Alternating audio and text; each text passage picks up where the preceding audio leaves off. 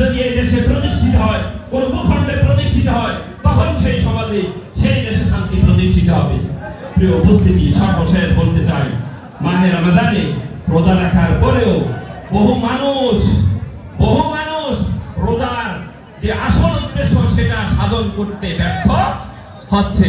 আল্লাহ রাসূল সাল্লাল্লাহু আলাইহি সাল্লাম বলেছেন, যে ব্যক্তি মিথ্যা কথা, মিথ্যার আমল এবং জাহিলিয়াতকে ছাড়তে পারলো না, ওই ব্যক্তির অযথা পিপাসায় কাতর হওয়া, ক্ষুধার্ত থাকার মধ্যে আল্লাহর কোনো প্রয়োজন নেই। মিথ্যা কথা, মিথ্যার আমল এবং জাহিলিয়াত, ইসলাম ছাড়া যা কিছু আছে সবকিছু জাহিলিয়াত, ঠিক কিনা? ইসলাম ছাড়া যত কিছু আছে সব অথবা যেই কোনো নামে হোক না কেন সেটা জাহিলিয়াত।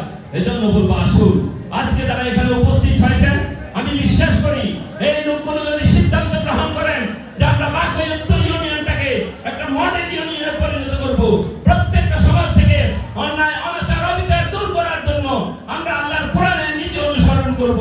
আমরা ব্যক্তি জীবনে যেমন আমল করি, আমার পরিবারেও সে আমলটা করব, আমার সমাজেও সে আমল করব, তাহলে এই ইউনিয়নটা সুন্দর হতে পারে, ঠিক কিনা? সকল মানুষের অধিকার প্রতিষ্ঠিত হতে পারে। সেই মানুষের অধিকার প্রতিষ্ঠার মাধ্যমে, আল্লাহর প্রকৃত গোলাম মানুষকে বানানোর মাধ্যমে কাল কিয়ামতের ময়দানে আল্লাহ রাব্বুল আলামিন যে পুরস্কারের কথা বলেছেন বান্দার জন্য, রমাদানের পুরস্কার, আস-সাওমুল